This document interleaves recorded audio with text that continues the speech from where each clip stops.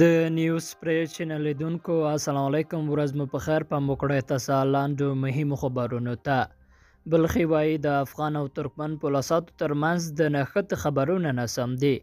د افغانستان اسلامي امارات بهرنی چارو وزارت وایي چې د افغانستان او ترکمنستان پر پوله د شخړې په اړه خپاره شوي خبرونه ناسم دي.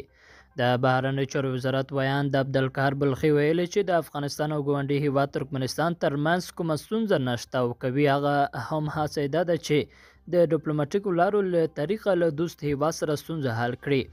هغه ټینګار کړی دی چې اسلامي امارات له سیمه ییزو او د نړۍ ټولو هیوادونو سره رغنده او مثبت اړیکې غواړي.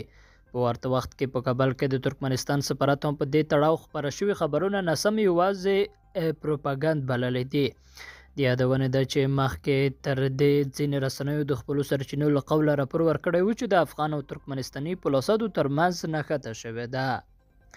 بل لور ته طالب چارواکي وایي لغمان کې ټرافیکي پیښو 15 تنه وژلي او 8 نور یې ژوبل کړي.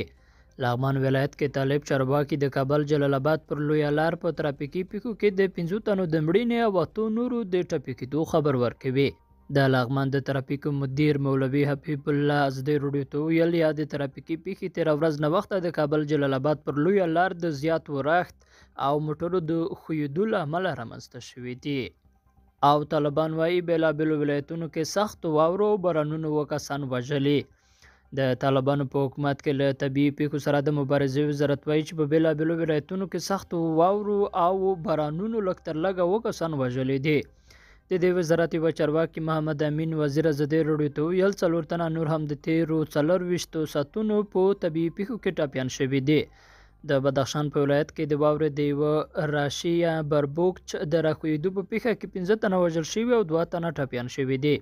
په نیمروز ولایت کې سیلاب یو کس وژلی دی او په فراه کې هم یو کس سیلاب کې مړ شوی دی او یو بل ټپي دی. وزیر همدارنګه ویل د څو ولایتونو لویې لارې د واورې د ورېدو له کبله تړل شوي دي. لیدونکو له غوږ نیونه مو مننه ښې چارې.